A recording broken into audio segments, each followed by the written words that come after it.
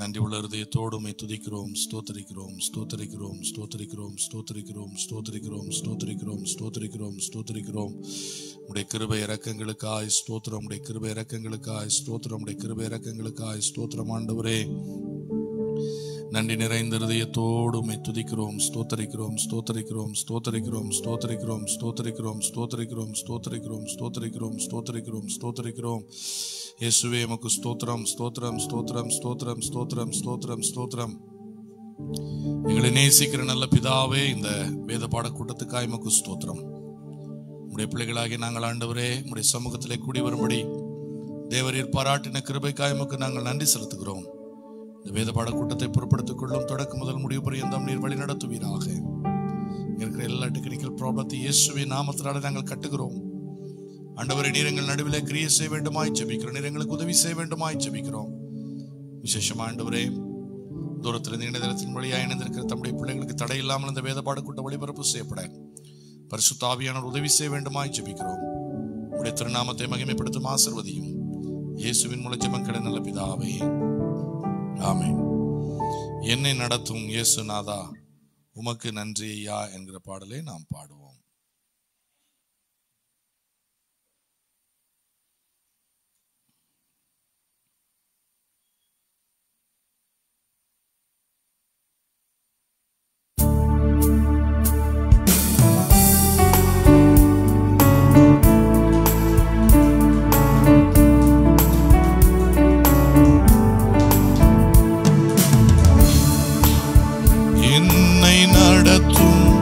இயேசுநாதா உமக்கு நன்றி ஐயா, எனக்குள் வாழும் இந்த நேசா உமக்கு நன்றி ஐயா, என்னை நடத்தும் இயேசுநாதா உமக்கு நன்றி ஐயா, எனக்குள் வாழும் இந்த நேசா உமக்கு நன்றி ஐயா. ஒளியாய் வந்தீர், வழியை தந்தீர், உமக்கு நன்றி ஐயா. ஒளியாய் வந்தீர், வழியை தந்தீர், உமக்கு நன்றி ஐயா. அழிவில் நின்று பாதுகாத்தி உமக்கு நன்றி ஐயா. அழிவில் நின்று பாதுகாத்தி உமக்கு நன்றி ஐயா. என்னை நடத்தும் இயேசுநாதா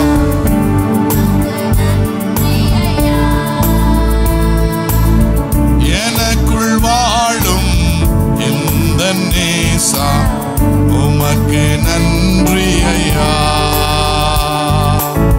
தேடி வந்தீர், பாட வைத்தீர், உமக்கு நன்றி ஐயா. தேடி வந்தீர், பாட வைத்தீர், உமக்கு நன்றி ஐயா. ஓடி ஓடி உழைக்க செய்தி உமக்கு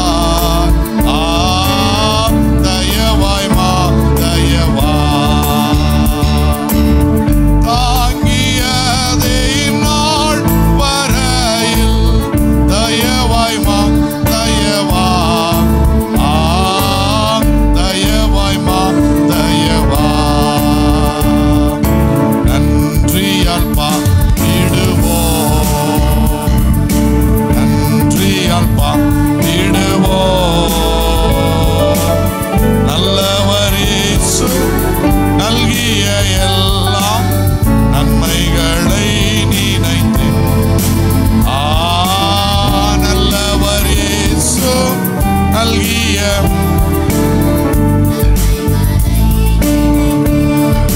ஜீவனை தியாகமாய் வைத்த பல கடும் சேவையில் மரித்தார்.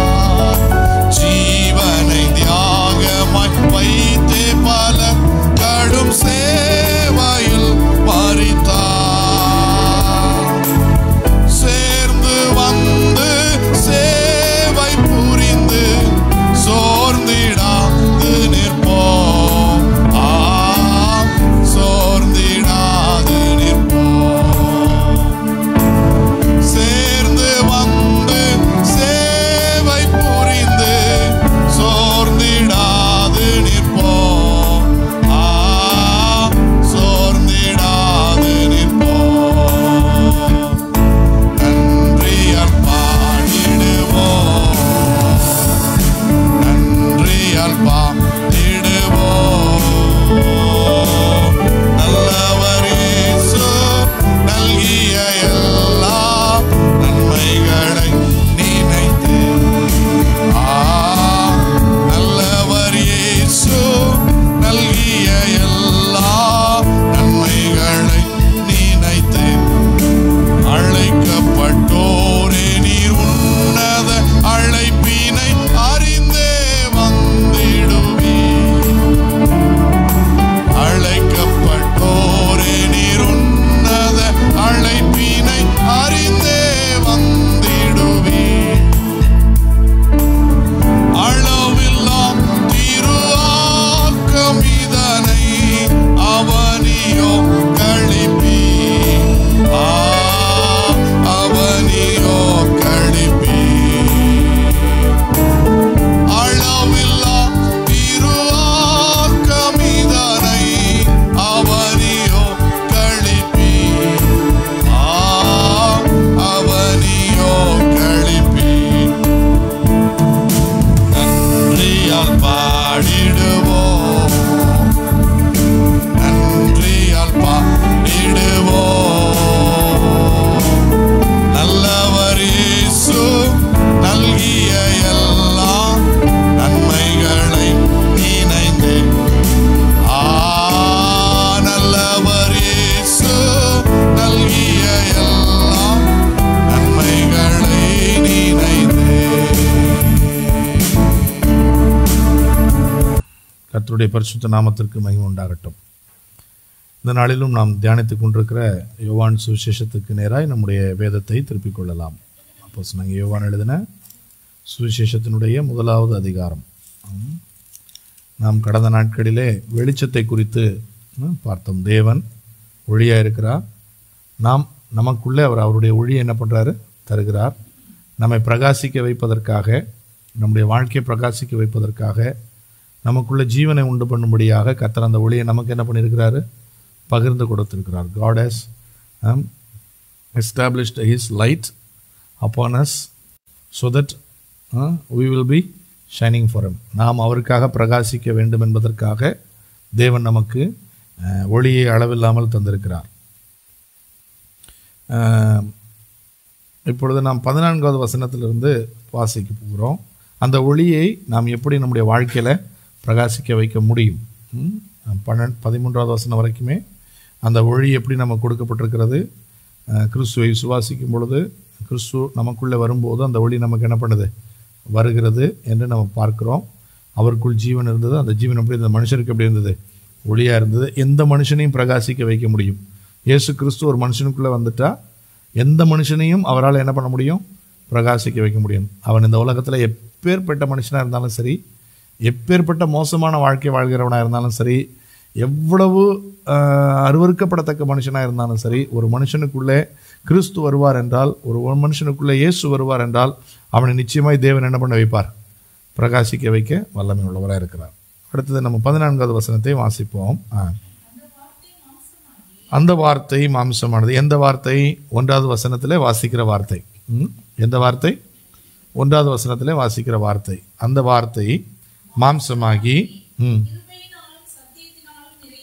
கிருபையினாலும் சத்தியத்தினாலும் என்ன நிறைந்தவராய் நமக்குள்ளே வாசம் பண்ணினார்.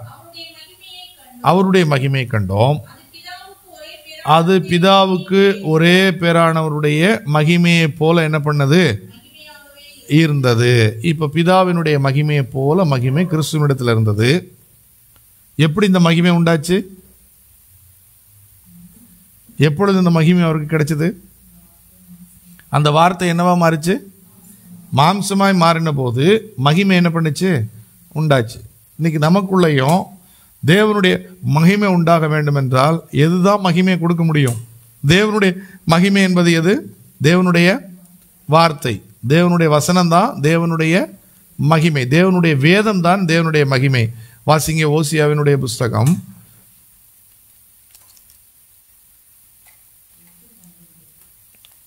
ஓசியா 8வது அதிகாரம் 12வது வசனத்தை வாசிங்க. என் வேதத்தின் மகத்துவங்களை அவர்களுக்கு எழுதி கொடுத்தேன். அவைகளை அவர்கள் எப்படி நினைச்சாங்க? அந்நிய காரியமாக நினைத்தார்கள். தேவனுடைய வேதம் தான் தேவனுடைய மகிமை அல்லது தேவனுடைய மகத்துவம். தேவனுடைய மகிமை என்பது கர்த்தருடைய வேதம், கர்த்தருடைய வார்த்தை தான் கர்த்தருடைய மகிமையாக இருக்கிறது. தேவனுடைய மகிமை என்றால் நீங்கள் வேற ஒன்றும் நினைச்சக்கூடாது. கர்த்தருடைய மகிமை என்பது எதுதான்? கர்த்தருடைய வசனம். இப்போ தேவனுடைய மகிமையை தான் கர்த்தர் நமக்கு என்ன பண்ணியிருக்கிறாரு? கொடுத்திருக்கிறார். ஆனால் அவர்களோ அதை எப்படி நினைக்கிறாங்க? அந்நிய காரியமாக என்ன பண்ணுறாங்க? நினைக்கிறாங்க. யார் அதை அந்நிய காரியமாக நினைத்தார்கள்?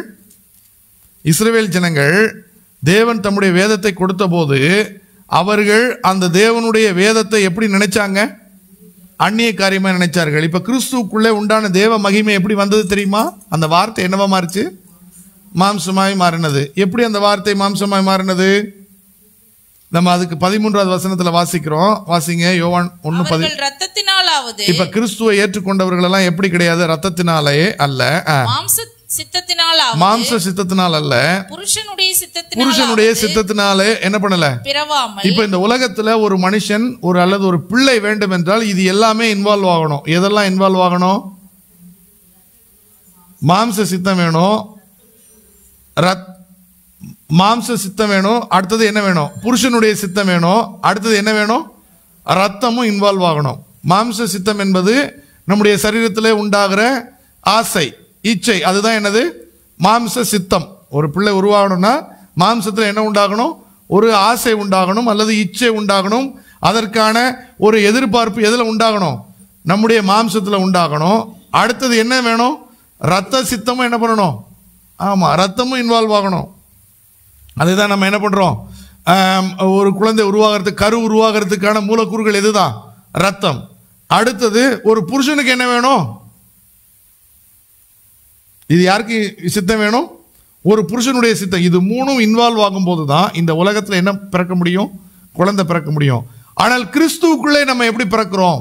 கிறிஸ்துவுக்குள்ளே நம்ம எப்படி உருவாகிறோம்? வேதம் சொல்லுது மாம்ச சித்தம் கிடையாது, ரத்தத்தினுடைய சித்தமும் கிடையாது, ஒரு புருஷனுடைய சித்தமோ இன்வால்வ் ஆகாம நம்ம என்ன பண்ணியிருக்கிறோம்? பிறந்திருக்கிறோம். எப்படி பிறக்கிறோம்? கிறிஸ்துக்குள்ளே நம்ம எப்படி பிறக்கிறோம்? அதைத்தான் சொல்றாரு. இயேசு எப்படி பிறந்தாரோ அப்படித்தான் நம்மளும் பிறக்க போறோம். இயேசு எப்படி பிறந்தார் இந்த பூமியில? வார்த்தை மாமிசமா என்ன பண்ணுச்சு? மாறினது. வார்த்தையாகிய தேவன் மாமிசமாய் மாறினார். இப்போ நம்ம மாம்சம் என்பது என்னது? நம்முடைய மாம்சம் என்ன? நான் இதனுடைய டெக்னிக்கலாக டீட்டெயிலாக தியாலஜி நான் உங்ககிட்ட சொல்லலை. தியாலஜி சொன்னாலும் உங்களுக்கு என்ன பண்ணாது? அது அந்த அளவுக்கு என்ன பண்ண முடியாது, தியாலஜியை புரிஞ்சுக்க முடியாது. ஆனால் இதை புரிந்து கொள்கிற வசனத்தினுடைய வெளிச்சத்தை உங்களுக்கு என்ன பண்ணுறேன், நான் காட்டுறேன். இப்போ மாம்சம் என்பது நம்மக்கிட்ட என்ன? நம்முடைய சரீரம். எது நம்முடைய மாம்சம்? நம்ம சரீரத்தை சொல்லுவோம். நம்முடைய கண்ணு, நம்முடைய காது, நம்முடைய மூக்கு, நம்முடைய வாய், நம்முடைய மூளை, நம்முடைய இருதயம், நம்முடைய கை, கால்கள், நம்முடைய சரீரத்தில் இருக்கிற ஒவ்வொரு அவயவம், இதுதான் என்னது?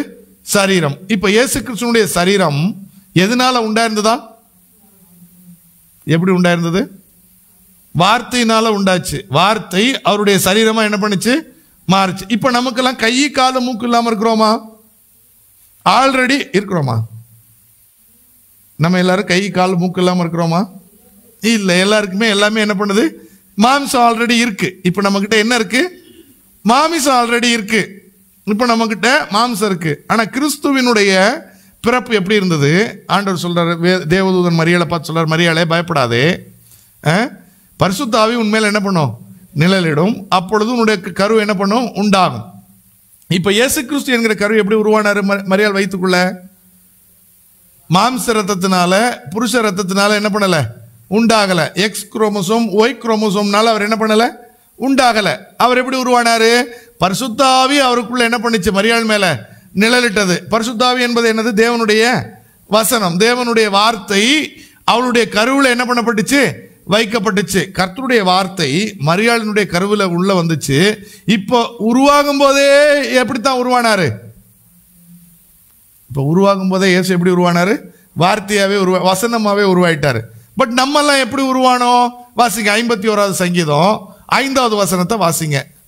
சங்கீதம் 51, Psalms chapter 51 verses 5.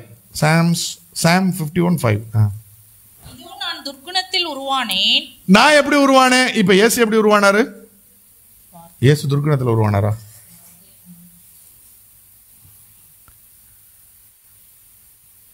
பரிசுத்த ஆவி மரியாள் மேல நிழலிட்டுச்சு.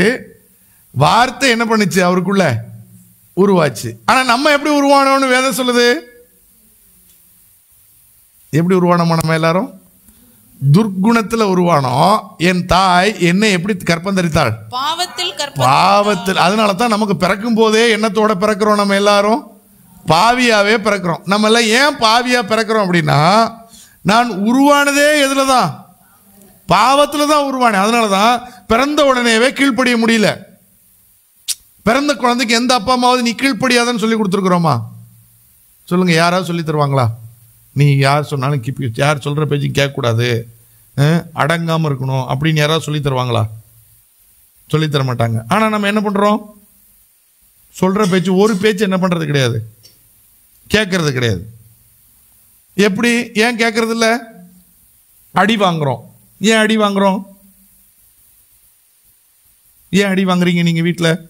நீ அடி வாங்குறியா வீட்டுல? டெய்லி அடி வாங்குறியா? உங்க அம்மா கிட்ட அடி வாங்குறியா? தம்பி நீ அடி வாங்குறியா அடிக்கடி? ஏன் அடி வாங்குறீங்க? ஏன் அடி வாங்குறீங்க? பைபிள் சொல்லுது, பிறக்கும் போதே எப்படி பிறக்கிறோமா? பாவியா பிறக்கிறோமா? எந்த தீமையான விஷயத்தையும் நம்ம எந்த பிள்ளைக்கும் என்ன பண்ண கொடுக்க வேண்டாம். இந்த உலகத்தில் பிறக்கிற எந்த பிள்ளைக்கும் கெட்ட விஷயத்தை என்ன பண்ணி கொடுக்கவே வேண்டாம், சொல்லி கொடுக்க. ஆனால் நம்மெல்லாம், நம்ம பெற்றோர் இருக்கிறாங்க பார்த்தீங்களா, நம்மளாம் ரொம்ப ரொம்ப சிறந்த பெற்றோர். நம்மளாம் என்ன சொல்லுவோம்? என் பிள்ளை கெடுத்ததே யாரு தான்? என் பிள்ளை ரொம்ப நல்ல பிள்ளை, கெடுத்தது யாரு? அப்படிலாம் ஒன்றும் கிடையாது. வேதம் சொல்லுது, நம்ம எல்லாரும் பிறக்கும் போதே இப்படித்தான் எல்லா தீமையோட தான் என்ன பண்ணியிருக்கிறோம். நம்மளை கெடுக்கிறதுக்கெல்லாம் யாரும் வர வேண்டாம். நம்ம மற்றவங்களை கெடுக்காம இருந்தாலே போதும். கெடுக்கிற எல்லா சுபாவமும் யாருக்குள்ள இருக்குது? நமக்குள்ள இருக்குது. ஏன்னா அந்த பாவங்கிற பேக்கேஜோட தான் மனுஷன் என்ன பண்றான் அந்த உலகத்துல. தாவீது சொல்றாரு, நான் துர்க்குணத்துல என்ன பண்ணேன், உருவானேன். என் தாய் என்னை எதுல தான் கற்பந்தரித்தாள்? பாவத்துல தான் கற்பந்தரித்தாள். நான் பிறக்கும் போதே எப்படித்தான் உருவானேன்? பாவியாய் உருவானேன். நான் பாவத்திலே உருவாக்கப்பட்டேன். நான் ஒளிப்பிடத்தில் என்ன பண்ணப்பட்டேன்? உருவாக்கப்பட்டேன். நான் மறைவிடத்துல உருவாக்கப்பட்டேன். எல்லா பிள்ளைகளும் இந்த உலகத்துல பிறக்கும் போது, அதனாலதான் வேதம் சொல்லுது, எல்லாரும் பாவம் செய்து தேவ மகிமை அற்றவர்களாய் மாறினார். எப்படி எல்லாரும் பாவம் செஞ்சாங்க? பலரும் நம்ம கண்ணு முன்னாடி தப்பு பண்றவங்க கிடையாது, நல்லது செய்யறவங்க என்ன பண்றாங்க இருக்கிறாங்க. ஆனா தேவனுடைய பார்வையில் எல்லாரும் ஏன் பாவினா, பிறவியே ஒரு மனுஷனுக்கு எப்படித்தான் பிறக்கிறான்? பாவியா தான் பிறக்கிறான். ஏன் ஆண்டவர் இந்த உலகத்தில் இருக்கிற எல்லாருக்கும் தேவை, நல்லவங்களுக்கும் தேவை, கெட்டவங்களுக்கும் தேவை அப்படின்னா, இந்த உலகத்தில் மனிதன் பிறக்கும் போதே எப்படித்தான் பிறக்கிறான்? பாவியாகத்தான் பிறக்கிறான். அதைத்தான் பழைய மதங்கள்ல சொல்லுவாங்க. என்ன பாவம்? ஜென்ம பாவம். இன்னொரு பாவம் என்ன பாவம்? கர்ம பாவம். ஒன்று ஜென்ம பாவம் இருக்குது, இன்னொன்று கர்ம பாவம் இருக்குது. வேதம் ஜென்ம பாவத்தை குறித்து சொல்லுது. இந்த ஜென்ம பாவம் யார்கிட்ட இருந்து வந்தது? ஆதாம் கிட்ட இருந்து வந்தது. ஆதாம் கீழ்ப்படியாம போனதுனால, ஏவாள் கீழ்ப்படியாம போனதுனால, தேவனுடைய கற்பனையை மீறினதுனால, அவர்களுக்கு பிறகு காயினிலிருந்து பிறந்த எல்லாருமே எப்படித்தான் பிறந்தாங்க? பாவத்திலேயே பிறக்கிறாங்க இந்த உலகத்துல. அதனாலதான் இயேசு கிறிஸ்து இந்த உலகத்தில் இருக்கிற எல்லாருக்காகவும் தன்னுடைய ஜீவன் என்ன பண்ணாரு? கொடுத்தார். எந்த பாவத்திலிருந்து நம்ம விடுவிக்கிறதுக்காக? நம்முடைய ஜென்ம பாவத்திலிருந்து, நம்ம பிறக்கும் போதே ஆதாமிட்டிருந்து சுதந்திரித்த பாவத்திலிருந்து நம்மை ரட்சிப்பதற்காக, நம்மை மீட்டுக் கொள்வதற்காக, நம்மை விடுவிப்பதற்காக, நம்மை அதிலிருந்து நம்ம கழுவி சுத்திகரிப்பதற்காக இயேசு கிறிஸ்து தம்முடைய சொந்த ரத்தத்தை என்ன பண்ணினார்? இந்த பூமியில சிந்தினார். இப்ப நம்ம எல்லாரும் ஏன் பாவின்னு தெரியுதா? நம்ம எல்லாம் எப்போ பாவின்னு நினைக்கிற? தப்பு பண்ணினா தான் பாவின்னு. நம்ம தப்பு பண்ணலனாலும் தேவனுடைய பார்வையில் யார் தான்? தப்பு பண்ணலனாலும் நம்ம ஆண்டவருடைய பார்வையில் யார் தான்? வேதம் சொல்ற நல்லவன் இல்லை ஒருத்தனும் இல்லையா ஆண்டவருடைய பார்வையில். ஆண்டவர் மேலே கீழே பார்க்குறாரு, சொல்கிறாரு நல்லவன் ஒருத்தன் கிடையாது. நம்ம தான் இவன் நல்லவன், அவர் ரொம்ப நல்லவர்னு என்ன பண்ணிக்கிறோம், நம்ம பேர் வச்சுக்கிறோம். தேவனுக்கு முன்னாடி யாரும் யார் கிடையாது. எல்லாரும் பாவம் செய்து தேவ மகிமையை என்ன பண்ணிட்டாங்க, இழந்துட்டாங்க. தேவனுடைய மகிமையினால நிரப்பப்படுறது தான் பரிசுத்தமான வாழ்க்கை. பரிசுத்தம் என்பது எது? பரிசுத்தம்னா என்ன? இப்போ எல்லாரும் பாவம் செய்து எதை இழந்துட்டாங்க? அப்ப எது இருந்தப்போ அவங்க பரிசுத்தமா இருந்தாங்க? இப்ப கர்த்தர் அவர்களை எதனால மூடி இருந்தாரா? தேவன் தன்னுடைய மகிமையினால ஆதாமையும் ஏவாளையும் என்ன பண்ணியிருந்தாரு, மூடி இருந்தார். தேவனுடைய மகிமை என்பது எது? தேவனுடைய சாயல், தேவனுடைய வசனம். தேவனுடைய மகிமை என்பது தேவனுடைய வசனம். இப்போ அவர்களை எது பாதுகாத்திருந்தது? தேவனுடைய வார்த்தை அவர்களை என்ன பண்ணியிருந்தது, மூடி இருந்தது. தேவனுடைய வசனம் அவர்களை பாதுகாத்திருந்தது. அவங்க எதுல கட்டப்பட்டிருந்தாங்கன்னா கர்த்தருடைய கற்பனைகளினால என்ன பண்ணப்பட்டிருந்தாங்க, கட்டப்பட்டிருந்தாங்க. எப்போ பாவம் செஞ்சாங்களோ, அந்த கற்பனையை மீறினாங்களோ, எதை இழந்துட்டாங்க, தேவனுடைய மகிமை இழந்துட்டாங்க. மறுபடியும் அந்த மகிமையை கொடுப்பதற்காகத்தான் கர்த்தர் அவருடைய மகிமையாயிருக்கிற வார்த்தையினாலேயே கிறிஸ்துவை இந்த பூமியில மனுஷனா என்ன பண்றாரு, உருவாக்குறார். மறுபடியும் மாம்சத்தை கர்த்தர் மறுபடியும் எதுல இருந்து உண்டாக்கல, மண்ணில இருந்து உண்டாக்கல, வசனத்திலிருந்து கர்த்தர் என்ன பண்றாரு, மாம்சத்தை உண்டாக்குறார். யாருக்கு? கிறிஸ்துவனுடைய மாம்சத்தை, நம்மை மீட்டுக் கொள்ளுகிற மாம்சத்தை, நம்மை பரிசுத்தப்படுத்துற ரத்தத்தை, நம்மை சுத்திகரிக்கிற கிறிஸ்துவனுடைய சரீரத்தை கர்த்தர் எதுல இருந்து உருவாக்குறாரு? பிதாவாகிய தேவன் வசனத்திலிருந்து உருவாக்குறார். நான் சொல்றது உங்களுக்கு புரியுதா? அப்ப கிறிஸ்து எப்படி உருவாக்கப்பட்டாருன்னு தெரியுமா? வேதம் தெளிவா சொன்ன வார்த்தை மாம்சமாய் மாறினுச்சு. வசனம் மாம்சமா என்ன பண்ணிச்சா, மாறிச்சு. இயேசு வசனம் வார்த்தையா இருந்தவர் இப்போ மரியாளுடைய கருவில வார்த்தையாகிய தேவன் மாமிசமாய் மாறுகிறார். அந்த வார்த்தையிலிருந்து கண்கள் வருது, அந்த வார்த்தையிலிருந்து காதுகள் உண்டாகுது, அந்த வார்த்தையிலிருந்து இருதயம் உண்டாகுது, அந்த வார்த்தையிலிருந்து வாய் உண்டாகுது, அந்த வார்த்தையிலிருந்து மூளை உண்டாகுது, அந்த வார்த்தையிலிருந்து கைகள் உண்டாகுது, அந்த வார்த்தையிலிருந்து கால்கள் உண்டாகுது. இப்படி முழு சரீரமும் எதிலிருந்து உண்டாகுது? வார்த்தையிலிருந்து உண்டாகுது. அதுதான் யோவான் சொல்றாரு, இயேசு ஏன் மிகவும் விசேஷமானவர், ஏன் அவர் தெய்வத்தன்மை உள்ளவர் என்றால், உங்களையும் என்னையும் போல அவர் மாம்ச ரத்தத்தினால பிறக்கல, அவர் வார்த்தையினால என்ன பண்ணப்பட்டவர், உண்டாக்கப்பட்டவர். அவர் வார்த்தையினாலே உருவாக்கப்பட்டார். இப்ப நம்மளாம் ஏன் பாவின்னு உங்களுக்கு புரிஞ்சுட்டா? நீ பாவியா, அடப்பாவியா? இல்லையா? அடிக்கடி சொல்றேன் அடப்பாவி அடப்பாவின்னு. யார சொல்ற? நம்ம எல்லாரும் என்ன பாவி தான்? நம்ம எல்லாரும் என்ன பாவி? அடப்பாவி தான். நம்ம எல்லாரும் என்ன பாவி? அடப்பாவி தான். அதனால தேவனுக்கு முன்னாடி யாரும் எல்லாரும் என்ன பாவி தான்? பெரிய பாவி தான். என வேதம் சொல்லுது, எல்லாரும் பாவம் செய்து என்ன மகிமை இழந்துட்டாங்க, தேவன். இப்போ எல்லாரும் தேவன்கிட்ட வரணும்னா தான் எல்லாருக்கும் யார் தேவை? கிறிஸ்து தேவை. இப்போ நாமும் கிறிஸ்துக்குள்ள பிறக்கணும். இப்போ நாமும் எப்படி பிறக்கணும்? கிறிஸ்துக்குள்ள பிறக்கணும். எப்படி பிறக்கணும்? கிறிஸ்துவை போல எனக்கு கை வேணும், கிறிஸ்துவை போல கால் வேணும், கிறிஸ்துவை போல பார்வை வேணும், கிறிஸ்துவை போல என்னுடைய பேச்சு வேணும், கிறிஸ்துவை போல நடக்க வேணும், கிறிஸ்துவை போல கிரியைகள் வேணும். இப்போ அந்த சரீரத்தினுடைய அவயவங்கள் எல்லாத்துக்குமே ஃபங்க்ஷன்ஸ் இருக்குது.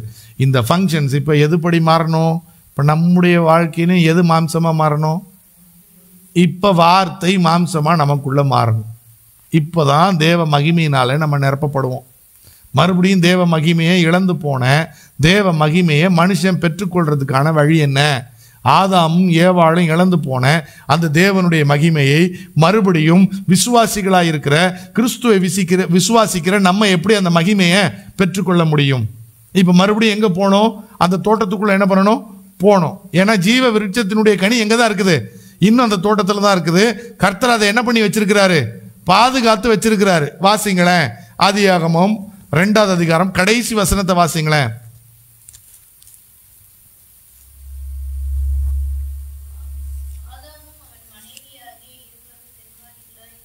மூணு கடைசி. அவர் மனுஷனை துரத்திவிட்டு, தேவன் மனுஷனை துரத்திவிட்டு ஜீவ விருட்சத்திற்கு போகும் வழியை காவல் செய்ய. ஏதேன் தோட்டத்துக்கு போற வழி இல்ல, எந்த மரத்துக்கு போற வழிய பலர் நினச்சி அந்த தோட்டத்துக்கே இன்னும் அப்படியே இருக்குது. தோட்டம் டிசால்வ் ஆகி ரொம்ப நாளாக இந்த பூமியில் இருந்த தோட்டம் என்ன ஆயிடுச்சு? டிசால்வ் ஆகிடுச்சு. அந்த தோட்டம் என்ன ஆயிடுச்சு? பூமி அழிவினால் அழிக்கப்பட்டு என்ன ஆயிடுச்சு? டிசால்வ் ஆயிடுச்சு. ஆனால் இன்னும் ஜீவ விருட்சத்தின் கனி என்ன பண்ணுது? இருக்குது. அதை கர்த்தர் என்ன பண்ணி வச்சிருக்கிறாரு? பாதுகாத்து வச்சிருக்கிறாரு. எப்படி பாதுகாத்திருக்கிறாரு? ஜீவ விருட்சத்துக்கு போகிற வழிய காவல் செய்ய ஏதேன் தோட்டத்துக்கு கிழக்கே கேருபீன்களையும் வீசிக்கொண்டிருக்கிற சுடரொளி பட்டயத்தையும் கர்த்தர் என்ன பண்ணியிருக்கிறாராம்? இப்ப இந்த வழியில என்ன வச்சிருக்கிறாரு? எதை வச்சு பாதுகாத்திருக்கிறாரு? இப்ப கர்த்தர் இந்த ஜீவ விருட்சத்துக்கு போகிற வழியை, இந்த ஜீவ விருட்சத்தை பழத்தை சாப்பிடணும்னா நீங்களும் நான் இப்ப சாப்பிட விரும்புறோம். எதை சாப்பிட விரும்புறோம்? ஏன்னா நமக்கெல்லாம் என்ன ஜீவன் வேணும்? நித்திய ஜீவன் வேணும். நித்திய ஜீவனை பெற்றுக்கொள்ளணும்னா அந்த ஜீவ விருட்சத்தின் கனியை நம்ம என்ன பண்ணணும்? சாப்பிடணும். அந்த ஜீவ விருட்சத்துக்கு போற வழிய ஆண்டவர் இப்ப எதை வச்சு பாதுகாத்திருக்கிறாரு? கேருபீன்கள் பாதுகாத்துக்கிறாங்க கிழக்கே சைட்ல. பிறகு வீசி கொண்டிருக்கிற அப்படின்னா என்னது? சுத்திக்கிட்டே இருக்கிற ஒரு ரோலிங் ஸ்வாட் வச்சு ஆண்டவர் என்ன பண்ணியிருக்கிறாரு? அதை பாதுகாத்துட்டு இருக்கிறாரு. என்ன ஸ்வாடு? இப்போ ஒரு கத்தி என்ன பண்ணிக்கிட்டே இருக்குது அந்த வழியில. அப்படின்னா அந்த வழியில போற எல்லாரையும் என்ன பண்ணும்? எதுக்காக இந்த கத்தி சுத்திக்கிட்டே இருக்குது? எல்லாரும் வெட்டப்படணும். எது அந்த கத்தி? வாசிப்பேன். எபிரேயருக்கு எழுதின நிருபம் 4வது அதிகாரம் 12வது வசனத்தை வாசிங்க. எபிரேயர் 4வது அதிகாரம் 12வது வசனம். தேவனுடைய வார்த்தையானது ஜீவனும் வல்லமையும் உள்ளதாயும் இருபுறமும் கருக்குள்ள எந்த பட்டயத்திலும் என்னதானதாயும் கருக்கானதாயும். ட்ரை பண்ணுங்க. மெசேஜில் அதை என்னை கூப்பிட்டா சொல்லணுமா?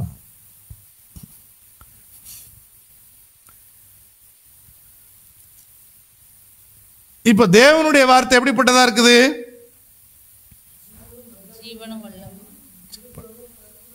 ஆன்லைன்ல ஆடியோ வருதான்னு செக் பண்ணுங்க. வருதா? ஓகே. இல்லை லைட் எரியலே பாருங்களேன். ஓகே. இப்ப ஜீவனும் வல்லமை உள்ளதா இருக்குது, இருபுறமும் கருக்குள்ள எந்த பட்டயத்திலும். இப்ப இந்த ஜீவ விருட்சத்துக்கு போற வழியில சுத்திட்டு இருக்கிற பட்டயம் எதுன்னு தெரியுதா? என்ன பட்டயம்? தேவனுடைய வசனமாகிய வார்த்தையாகிய பட்டயம் என்ன பண்ணிட்டு இருக்குது? ஜீவ விருட்சத்துக்கு போற வழியில என்ன பண்ணிக்கிட்டே இருக்குது? சுத்திக்கிட்டே இருக்குது. இப்ப யார் போனாலும் இந்த பட்டயத்தின் வழியாத்தான் என்ன பண்ணி ஆகணும்? இப்ப யாராவது ஜீவ விருட்சத்தின் கனியை சாப்பிடணும்னு நினைச்சா, நித்திய ஜீவனை பெற்றுக்கொள்ளணும்னு நினைச்சா, இந்த பட்டயத்துல வெட்டுப்படாம யாரும் என்ன சாப்பிட முடியாது. இந்த பட்டயம் கர்த்தருடைய வார்த்தை, கர்த்தருடைய வசனம் நம்ம வாழ்க்கையை சீர்படுத்தாம, கர்த்தருடைய வார்த்தை நம்முடைய வாழ்க்கையை வெட்டாம, கர்த்தருடைய வாழ்க்கை நம்மளை சரி பண்ணாம என்ன பண்ணோம்? இப்ப இந்த பட்டயத்துக்கு வழியா போக விரும்புறவங்க என்ன எப்படி பாதுகாப்பா போக முடியும்? இந்த பட்டயத்தை வெட்டாத அளவுக்கு உள்ள குனிஞ்சு என்ன பண்ணணும்? அப்பதானே வெட்டாது. இல்லைன்னா என்ன பண்ணும்? நான் ரொம்ப பெரிய ஆளு, என் தலையெல்லாம் நான் என்ன பண்ண மாட்டேன், வணங்க மாட்டேன், எனக்கு ரொம்ப பெருமை இருக்கு அப்படின்னு போனா எதை வெட்டிடும்? தலையை வெட்டிடும். அப்ப என்ன பண்ணணும்? அந்த பட்டயத்துக்கிட்ட போய் என்ன பண்ணணும்? நம்மளை தாழ்த்தணும்.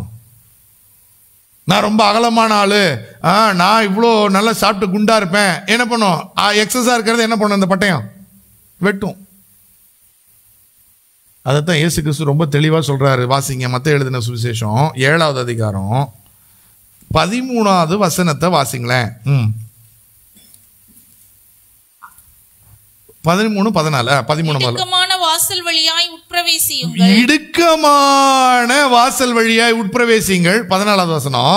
ஜீவனுக்கு போகிற வாசல், ஜீவனுக்கு போகிற வாசல் இடுக்கமும் வழி நெருக்கமுமாய் இருக்கிறது.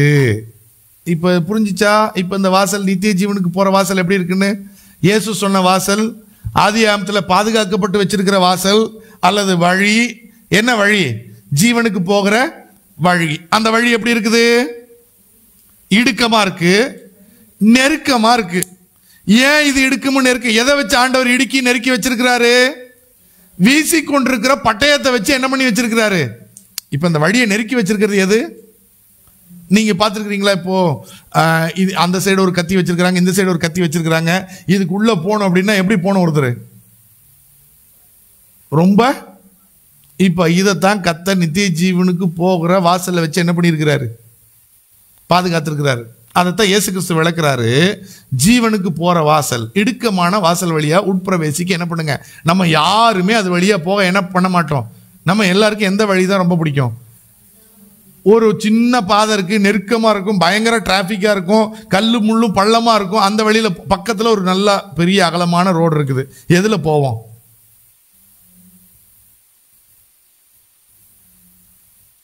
ஏன் விசாலமான பாதையில போக விரும்புறோம்? ரொம்ப சுகமா சௌரியமா என்ன பண்ணணும் நம்ம. ஆனா நித்திய ஜீவனுக்கு போற பாதை இந்த உலகத்துல எப்படி இருக்காது?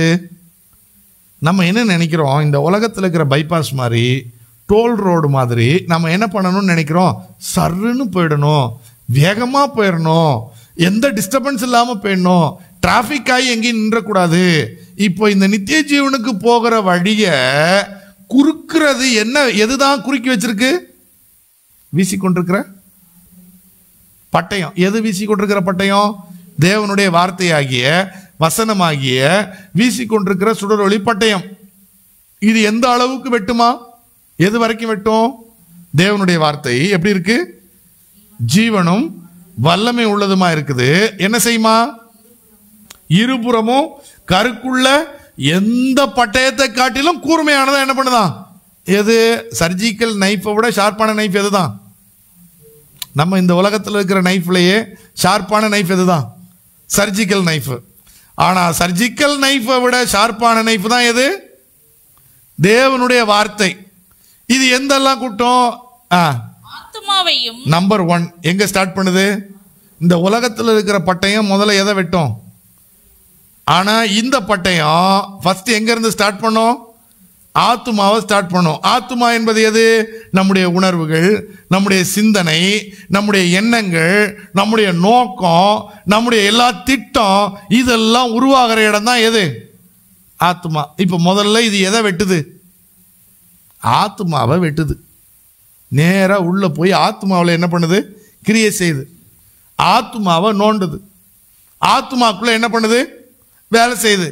என்ன செய்யுது? ஆத்துமாவில் போய் என்ன வேலை செய்யுது? இப்ப ஆத்துமாவில் எதெல்லாம் வசனத்துக்கு அளவுல இல்லாம வெளியில நீட்டி நிக்குதோ எல்லாத்தையும் என்ன பண்ணுது? வசனத்தினுடைய அளவுல இருக்கிற வரைக்கும் இருக்கிறதெல்லாம் விட்டுரும். எதெல்லாம் வசனத்துக்கு மீறி வளர்ந்துருக்கோ அது எல்லாத்தையும் என்ன பண்ணும்? இது இந்த பட்டயத்துக்கு வேலையே என்னதுதான்? இந்த வசனத்துக்கு வேலையே என்ன தெரியுமா? இந்த வசனம் நம்ம நினைக்கிறோம், நம்ம ஆக்சுவலி இந்த இந்த ஒரு இடையில கொஞ்சம் ஒரு கடந்த ஒரு 20 வருஷமா 25 வருஷமா இந்த கிறிஸ்தவத்தில் பேசப்பட்ட பிரசங்கங்களை கேட்டு இந்த வசனம் வெட்டவே வெட்டாதுன்னு நினைச்சிட்டு, இயேசு நேசிக்கிறாரு, அன்பா இருக்கிறாரு, அணைக்கிறாரு, கண்ணீரை துடைக்கிறாரு, கட்டி பிடிச்சிக்கிறாரு, அவர் உன்னை மார்போடு சேர்த்துக்கிறாரு, மடியில் போட்டு தாளாட்டுறாரு, இப்படின்னு என்ன பண்ணுறோம்? பல பாடல்களையும் கேட்குறோம், பலர் பண்ணுற பேசியும் கேட்குறோம். அப்படியே உருகி என்ன பண்ணிடுறோம்? நீங்கள் பாருங்கள், நீங்கள் கொஞ்சம் யூடியூப்பில் போய் பழைய வீடியோஸ் எல்லாம் இந்த தமிழ்நாட்டில் அதிகமான மக்கள் கூடி வர்ற கூட்டங்களை பாருங்கள். அந்த கூட்டங்களில் பேசப்படுற வார்த்தைகள் என்ன பண்ணுங்க? கேளுங்க. என்ன வார்த்தைகள் பேசப்பட்டுச்சு?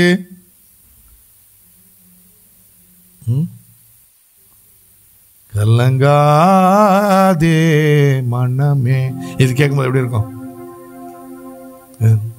சோர்ந்து போகாதே மனமே, சோர்ந்து போகாதே, கண்டுனை அழைத்த தேவன் கைவிடுவா.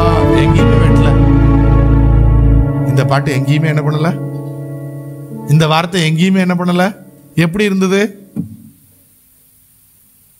இப்ப நமக்கு வலிக்கும் போது யாராவது மசாஜ் பண்ணி விட்டா நல்லா இருக்கும்ல. இப்ப நமக்கு ரொம்ப வலிக்குது, ஒருத்தர் எண்ணெய் போட்டு என்ன பண்ணி விடுறாங்க, எப்படி இருக்கும்? நமக்கு ரொம்ப சுகமா இருக்கும்ல. அது மாதிரி இருக்கு. எது? கண்டுனை அழைத்த தேவன் கைவிடுவாரோ. எவ்வளவு ஆறுதலான வார்த்தை. நான் வசனம் என்ன பண்ணும்? எப்போ கைவிட மாட்டாரு? ஆண்டவர் எப்போ கைவிட மாட்டேன்னு சொல்லிக்கிறார் தெரியுமா? நமக்கு இந்த வசனம் தெரியும், நான் உன்னை விட்டு விலகுவதும் இல்லை உன்னை. அது பழைய ஏற்பாட்டு வருஷன். புதிய ஏற்பாட்டு வருஷன் தெரியுமா? வாசிங்க எபிரேயர் 13வது அதிகாரம் 5வது வசனத்தை வாசிங்க. எபிரேயர் 13:5 வாசிங்களேன். நீங்கள் பண ஆசை இல்லாதவர்களாய் நடந்து உங்களுக்கு இருக்கிறது போதும் என்று இருங்கள். நான் உன்னை விட்டு விலகுவதும் இல்லை உன்னை கைவிடுவதும் இல்லை என்று. இந்த வெர்ஷனை நம்ம கேட்டதே இல்லை. ஆண்டவர் சொல்றாரு, நான் உன்னை விட்டு விலகவும் இல்லை உன்னை கைவிடுவதில்லை. இது நமக்கு தெரியும் மனப்பாடமா. ஆனா நீ பண ஆசை இல்லாம இருந்து உனக்கு இருக்கிறது போதும்னு இருங்கிறது நம்ம என்ன பண்ணாது. அதுதான் இருபுறமும் கருக்குள்ள பட்டயம், 2 சைடும் வெட்டும். 2 சைடு என்ன பண்ணும்? வெட்டும். வசனம் சொல்லுது, நான் உன்னை விட்டு விலக மாட்டேன், உன்னை என்ன பண்ண மாட்டேன்? கைவிட மாட்டேன். எப்போ நான் உன்னை விட்டு விலக மாட்டேன் கைவிட மாட்டேன்னு சொல்றாரு?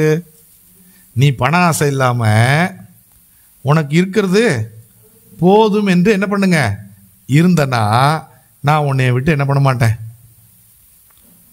நம்ம இந்த பாதி வசனத்தை மட்டும் யோசுவாவுக்கு சொன்னதை மட்டும் யோசுவாவுக்கு சொல்ல வேண்டிய அவசியம் இல்லை. யோசுவாக்கிட்ட என்ன ஆசையே இல்லை. அவர் மோசேக்கு ஊழியம் செஞ்சுக்கிட்டே இருந்தார், எந்த பண ஆசையும் இல்லாதவராக வாழ்ந்தார். அதனால யோசுவாவுக்கு சொல்லும்போது, நான் என்ன மோசையோடு இருந்தது போல உன்னோட இருப்பேன், உன்னை விட்டு விலக மாட்டேன், உன்னை கைவிட மாட்டேன்னு என்ன பண்ணாரு சொன்னார். ஆனால் புதிய ஏற்பாட்டில் சொல்லும்போது யோசுவாவுக்கு சொன்ன அதே ஸ்டேட்மெண்ட்டை சொல்ல என்ன பண்ணலை, விரும்பலை. ஏன்னா மோசே கிட்ட யோசுவா எப்படி இருந்தார் அப்படி நம்ம யாரும் என்ன பண்ணலை. அப்போ அந்த வசனத்தை திருத்தி சொல்கிறார் ஆண்டவர், நீங்களாம் எப்படி இருந்தால் நான் உன்னை விட்டு விலக மாட்டேன். இதுதான் பட்டயம். இப்போ கண்டுனை அழைத்தவர் கைவிடுவாரோ அப்படின்னு கேட்டப்போ ஆறுதலா இருந்தது. எப்போ கைவிட மாட்டாரு? நான் போய் அநியாயமான வாழ்க்கை வாழும்போது ஆண்டவர் என்னை கைவிட மாட்டாரா? நான் போய் லஞ்சம் வாங்கிட்டு போலீஸ்ல மாட்டிட்டேன், இல்லை திருடிக்கிட்டு எங்க மாட்டிட்டேன், இப்போ நான் ஜெபம் பண்றேன், கர்த்தர் உன்னை என்ன பண்ண மாட்டார் மகனே? இல்லை, ஆண்டவருக்கு உன்னை போலீஸ் ஸ்டேஷன்ல மாட்டி விட்டு என்ன வாங்கி கொடுப்பாரு? சட்டப்படி என்ன வாங்கி கொடுப்பார் ஆண்டவர்? தண்டனை வாங்கி கொடுப்பாரு. சட்டப்படி தண்டனை வாங்கி கொடுப்பாரு. நம்ம நினைக்கிறோம் தப்பு பண்ணிட்டு போய் அவர்கிட்ட என்னை கைவிட்டுருங்க, என்னை கைவிட மாட்டீங்கன்னு வாக்கு பண்ணியிருக்கிறீங்கல்ல, உன்னை விட்டு விலக மாட்டேன், உன்னை கைவிட மாட்டேன்னு சொல்லிக்கிறீங்கல்ல, என்னை விட்டு விலங்காதிரும். பல என் கூடவே இரும் ஓ இயேசுவே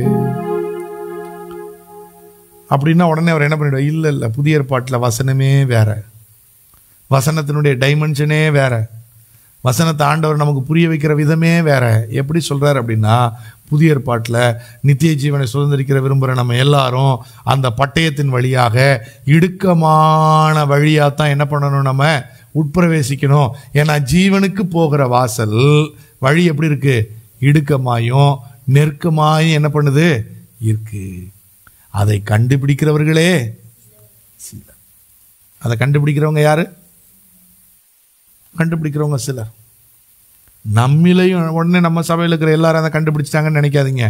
இந்த சபையில் இருக்கிறதுலையும் சிலர் தான் அதை என்ன பண்றாங்க, கண்டுபிடிச்சிருக்காங்க. இங்கே இருக்கிறவங்களையும் எல்லாரும் அதை என்ன பண்ணல, கண்டுபிடிக்கல. யார் ஒருத்தர் வசனம் தன்னை வெட்டட்டும், வசனம் தன்னை சீர்படுத்தட்டும், வசனத்துக்கு நான் கீழ்ப்படிவேன், வசனத்துக்கு என்னை ஒப்பு கொடுப்பேன்னு யார் வார்த்தைக்கு தங்கள் வாழ்க்கையும் தங்களுக்குள்ள எல்லாவற்றையும் அர்ப்பணிக்கிறார்களோ அவர்களுக்குள்ள இந்த வசனம் என்ன செய்யும்? கிரியை செய்யும். இந்த வசனம் அவர்களுக்குள்ள மாற்றத்தை என்ன பண்ணும்? கொண்டு வரும். அவர்கள் வாழ்க்கை இந்த வசனம் என்ன பண்ணும்? மாற்றும். இல்லைன்னா எத்தனை வருஷம் ஆனாலும் சரி, எவ்வளவு ஆசீர்வாதங்களை பெற்றுக்கொண்டாலும் நித்திய ஜீவன் எனக்கு என்ன பண்ணாது? நித்திய ஜீவன் என்ன பண்ணாது? கிடைக்காது. ஏன்? இந்த வசனத்தினுடைய தன்மையே என்ன? வாசிங்க 2 தீமோத்தேயு 3வது அதிகாரம் 16வது வசனத்திலிருந்து வாசிங்களேன். 2 தீமோத்தேயு 3வது அதிகாரம் 16வது வசனத்தை எல்லாம் வாசிங்க. வேத வாக்கியங்கள் எல்லாம் தேவ ஆவியினால் அருளப்பட்டிருக்கு. வேத வாக்கியங்கள் தேவ ஆவியினால என்ன பண்ணப்பட்டிருக்குது? போன்ல கனெக்ட் பண்ணாலும் ஆக மாட்டேங்குதா? வேத வாக்கியங்கள் எதுல அருளப்பட்டிருக்குது? தேவ ஆவியினால் அருளப்பட்டிருக்கு. தேவனுடைய மனுஷன் தேறினவனாகவும். இப்ப எதுக்கு தேவாவினால் அருளப்பட்டிருக்கு? இப்ப நம்மள எல்லாம் எப்படி மாத்தணும்? நம்ம எல்லாரும் எப்படி தேறினவங்களா மாத்தணும். தேவனுடைய மனுஷன் தேறினவனாகவும் எந்த நற்கிரியையும் எந்த நல்ல கிரியையும் செய்யறதுக்கு என்னவா மாத்தணும்? தகுதி உள்ள. இப்ப நம்ம எல்லாரும் தகுதி உள்ளவர்களாய் மாற்றுறது எது? நம்ம செய்யற நற்கிரியை கிடையாது. நம்ம செய்கிற நற்கிரியை நம்மை தகுதி உள்ளவர்களாய் மாற்றாது. நற்கிரியைகளை செய்யத்தக்க தகுதி உள்ளதாய் மாற்றது எது? வேத வசனத்தை புறக்கணிச்சிட்டு வேத வசனத்துக்கு கீழ்ப்படியாம வேத வசனத்தின்படி வாழ்க்கையை மாற்றாம நான் நற்கிரியைகளை செய்யறதுனால எந்த பிரயோஜனமும் கிடையாது. நான் செய்யற நற்கிரியை எதன் அடிப்படையில் இருக்கணும்? வேத வசனத்துக்கு கீழ்ப்படுகிறதன் மூலமா இருக்கணும். இப்ப இந்த வேத வசனம் எந்த நற்கிரியைகளையும் செய்யறதுக்கு நம்மளை தகுதி உள்ளவர்களாய் மாற்றுவதற்கு அவைகள் உபதேசத்துக்கு நம்பர் 1 என்ன பண்ணுதா? உபதேசிக்குது. கடிந்து கொள்ளுதல். ரெண்டாவது என்ன பண்ணுதா? கடிந்து கொள்ளுது.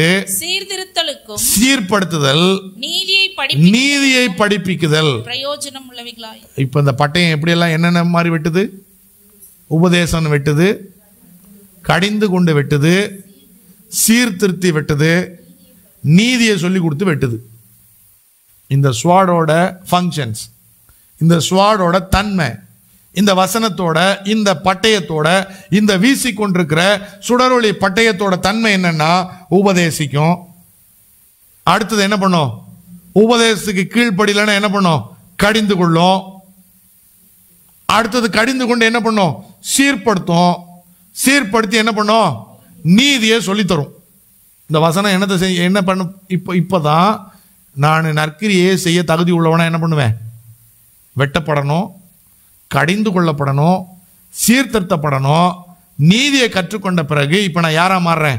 எந்த நற்கிரியையும் செய்ய தகுதி உள்ளவனா என்ன பண்ணுவேன் நான்?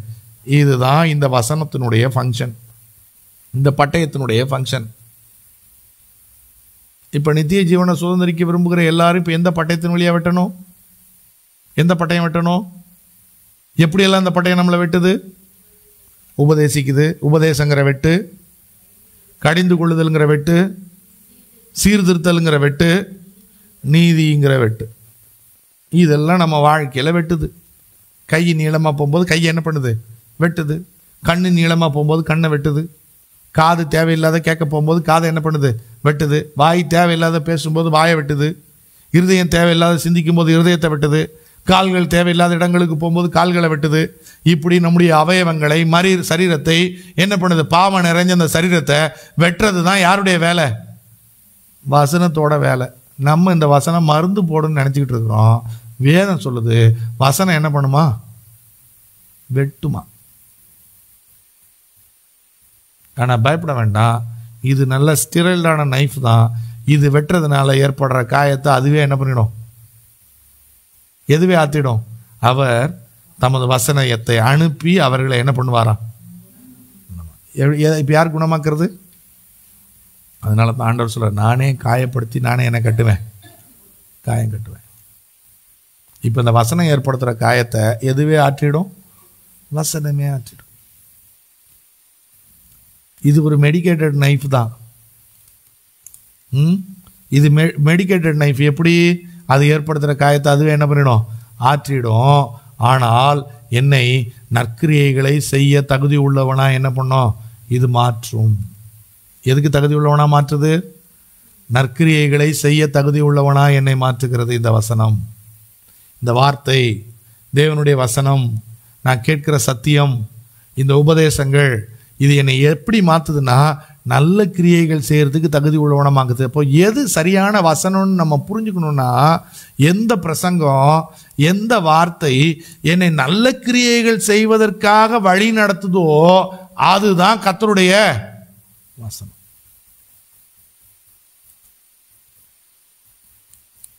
இப்போ இந்த வார்த்தை என்னவா மாறணும்? மாம்சமா. இப்போ நமக்கு எப்படி மாம்சமா மாறணும்? எப்படி இந்த வசனம் மாம்சமா மாற முடியும்? இப்போ சரீரம் வளர்றதுக்கு என்ன சாப்பிடுவாங்க? வளர்ச்சிக்கேற்ற இப்போ மசில் அதிகமாகணும்னா என்ன சாப்பிடணும்? புரோட்டீன் நிறைய சாப்பிடணும். புரோட்டீன் நிறைய சாப்பிட்டா எது வளரும்? மசில்ஸ் நிறைய வளரும். இப்போ நம்ம ஆவிக்குரிய மசில் வளரணும், நல்லா வளரணும். இப்போ என்ன சாப்பிடணும்? வசனங்கிற புரோட்டீனை தேடி என்ன பண்ணணும்? வசனத்தில் இருக்கிற புரோட்டீனை தேடி என்ன பண்ணணும்? சாப்பிடணும். வசனம் சொல்கிற புரோட்டீன் என்ன பண்ணணும்? சாப்பிடணும். இப்போ கையில் பிரச்சனை, டாக்டர்கிட்ட போகிறீங்க, டாக்டர் என்ன கொடுப்பாரு? மருந்து கொடுப்பாரா? ஹார்ட்டில் பிரச்சனை, என்ன கொடுப்பாரு? மருந்து கொடுப்பாரா? லங்ஸில் பிரச்சனை, டாக்டர் என்ன கொடுப்பாரு? மருந்து கொடுப்பாரு. கிட்னியில் பிரச்சனை, டாக்டர் என்ன கொடுப்பாரு? மருந்து கொடுப்பாரு. வயிற்றில் பிரச்சனை, எல்லாத்துக்கும் என்ன இருக்குது? அது போல் இப்போ ஆவிக்குரிய மனுஷன், நமக்குள்ளே இருக்கிற ஆவிக்குரிய மனுஷன் இருக்கிறானா, இந்த ஆவிக்குரிய மனுஷனால் சரியாக பார்க்க முடியல, தப்பு தப்பானதெல்லாம் என்ன பண்ணுறான்? பார்க்குறான். இப்போ என்ன தேவை? கண்ணுக்கு கொஞ்சம் சொட்டு மருந்து தேவை. எதுலேருந்து? வசனத்துலேருந்து சொட்டு மருந்து தேவை. சரியாக வசனம் தெரிய மாட்டேங்குது, ஆனால் டிவியில் இருக்கிறதெல்லாம் நல்லா என்ன பண்ணுது? தெரியுது. வசனத்தை படித்தா புரிய மாட்டேங்குது, ஆனால் டிவியில் சொல்கிறதெல்லாம் நல்லா என்ன பண்ணுது?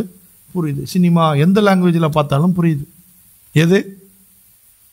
சினிமா. ஹிந்தியே தெரியாது, எந்த படம் பார்ப்பாங்க? ஹிந்தி படம் பார்ப்பாங்க. இங்கிலீஷே தெரியாது, என்ன படம் பார்ப்பாங்க? இங்கிலீஷ் படம் பார்ப்பாங்க. சைனீஸே தெரியாது, என்ன படம் பார்ப்பாங்க? ஏன்? இந்த கண்ணுக்கு அதெல்லாம் நல்லா என்ன பண்ணுது. ஆனால் எது தெரிய மாட்டேங்குது? சொந்த மொழியில் இருக்கிற பைபிளை படிக்க சொன்னால் ஆ கை ஆல் போ இல்லா. ஏன்? கண்ணு என்ன பண்ணல? எது கண்ணு சரியா தெரியல? வசனம் சொல்லுவா, மற்ற வாயெல்லாம் நல்லா பேசுவோம், வசனம் மைக்க பிடிச்சி சொல்லுன்னா என்ன பண்ண முடியாது? என்ன வராது? என்ன வராது? அப்போ வாய் சரியா என்ன பண்ணலன்னு அர்த்தம்? வேலை செய்யல.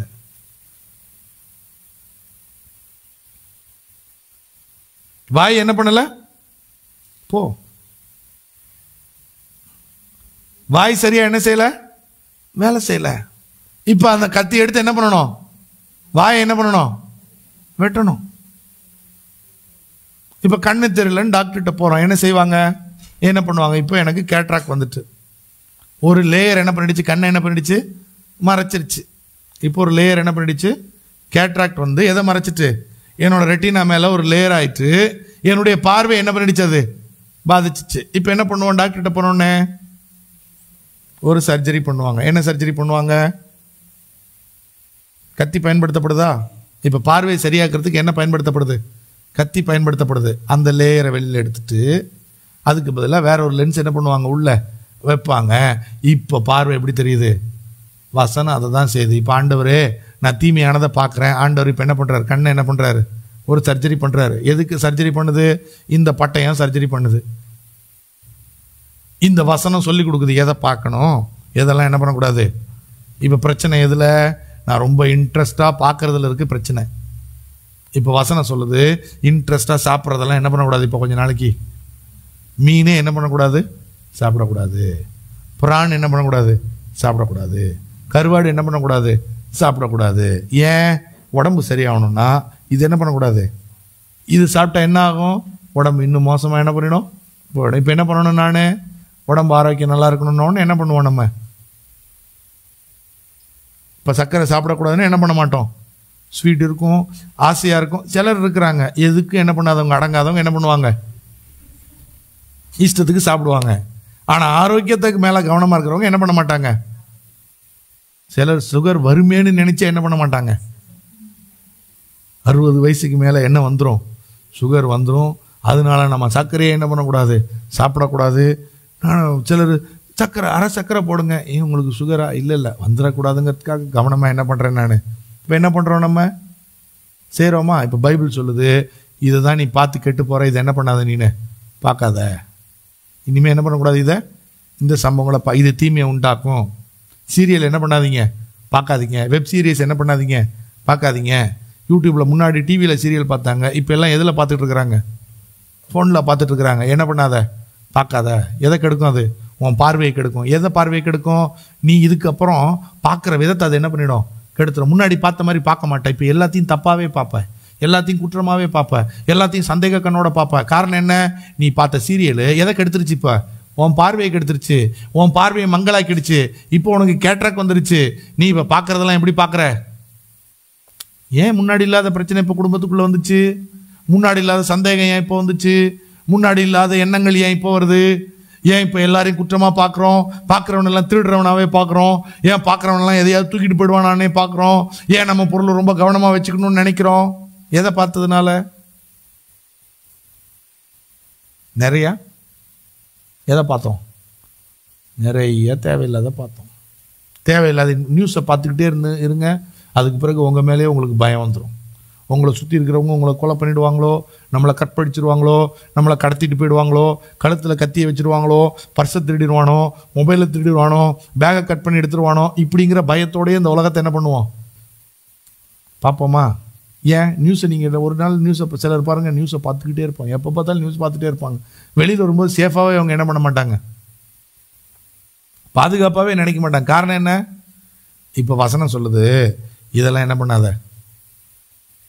முதல்ல பார்க்கறது. இப்போ சரி பண்ணணும்னா என்ன செய்யணும்? முதல்ல வேதம் சொல்கிறப்படி இப்போ வார்த்தை மாம்சமாக மாறணும், வார்த்தை கண்ணாக மாறணும், வார்த்தை இப்போ பார்வையாக மாறணும்னா என்ன செய்யணும்? வசனம் எதெல்லாம் பார்க்கக்கூடாதுன்னு சொல்லியிருக்கோ அதெல்லாம் என்ன பண்ணக்கூடாது. தாவீது ஜெபம் பண்ணுறாரு, உங்களுடைய வேதத்தில் உள்ள அதிசயங்களை பார்க்கும்படிக்கு என் கண்களை என்ன பண்ணோம்? நம்ம இந்த உலகத்தில் இருக்கிற அதிசயத்தை போய் காசு செலவு பண்ணி பார்த்துக்கிட்டு இருக்கிறோம். தாவீதுக்கு காசெல்லாம் நிறையா இருந்தது. அவர் அதை கொண்டுட்டு உலகத்தோட அதிசயத்தை பார்க்க போல. அவர் என்னத்துக்கு ஜெபம் பண்ணார் தெரியுமா? ஆண்டவரே, வேதத்தில் இருக்கிற அதிசயத்தை பார்க்குற அந்த கண்ணில் இருக்கிற கேட்ராக் எடுத்து போட்டு என்ன என்ன பண்ணுங்க, அதை பார்க்க வைங்க.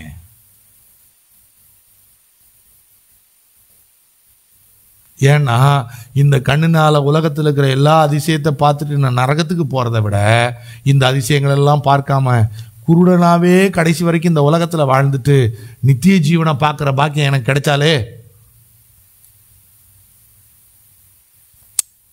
இந்த உலகத்தில் இருக்கிற எல்லா ஹைட்ஸையும் பார்க்கலன்னு வருத்தப்படாதீங்க. ஒரு நாள் நம்ம இந்த ஹைட்ஸுக்கு மேலே இருந்து எல்லாத்தையும் என்ன பண்ணிடுவோம்? மேலே இருந்து ஒரே பார்வையில் எல்லாத்தையும் என்ன பண்ண முடியும்? இமயமலை தெரியும், ஊட்டின்னு தெரியும், எல்லாமே என்ன பண்ணோம்? ஒரே ஹைட்டில் இருந்து என்ன பண்ணோம்? நம்மளால் என்ன பண்ண முடியும்? பார்க்க முடியும், நிச்சயமாக பார்க்க முடியும். ஒரு நாள் நிச்சயமாக நடக்கும். அது இங்கேருந்து மேலே இருந்தால் எல்லாமே ஒரே பார்வையில் என்ன பண்ணிடலாம்? ஆக்ராவை எங்கேருந்தே பார்க்கலாம், மேலேருந்தே பார்க்கலாம். இங்கேருந்து போய் பார்க்கணும்ல, கொஞ்சம் மேலே போனால் ஆக்ராவும் தெரியும், ஊட்டியும் தெரியும், கொடைக்கானலும் தெரியும். எல்லாமே என்ன பண்ணோம்? மேலே இருந்து இதுதான் ஊட்டி, இதுதான் கொடைக்கானல், இதுதான் ஆக்ரான்னு மேலே இருந்து என்ன பண்ணிக்கலாம்? நம்ம மேலே இருந்து பார்த்தா இதெல்லாம் ஒன்று மேலே பார்க்கறதுக்கு ஒரே மாதிரி தான் என்ன பண்ணுது. ஆக்ராவுக்கு மேலே இருக்கிற கட்டடமோ நம்ம வீடு மேலே இருக்கிற பில்டிங்கு மேலே இருந்து பார்த்தா எப்படி தான் தெரியும்? ஒரே மாதிரி தான் தெரியும். இங்கேருந்து பார்த்தா தான் அது பயங்கர பெருசாக தெரியும். மேலே இருந்து பார்த்தா எல்லாம் ஒரு கட்டடமாக தான் என்ன பண்ணோம்? அந்த பார்வை தான் நமக்கு வரணும். இப்போ வார்த்தை எப்படி மாம்சமாக தெரியுங்களா? வேதம் சொல்கிறபடி நான் பார்க்குறேன். இப்போ அடுத்த வார்த்தையா இந்த வசனம் என் வாயாக மாறணும். இந்த வசனம் எதா மாறணும்? இப்போ என் வாய் எப்படி இருக்கு? பழைய மனுஷனோட வாய் எப்படி இருக்கு? தீமையானவைகளை பேசும் வாய். இந்த வாய்க்கு பேரே என்னது? பைபிள் அப்படிதான், தீமையானவைகளை பேசும். ஆமாம், புரட்டு நாவு, கபடம் உள்ள நாவு, வஞ்சகம் உள்ள நாவு,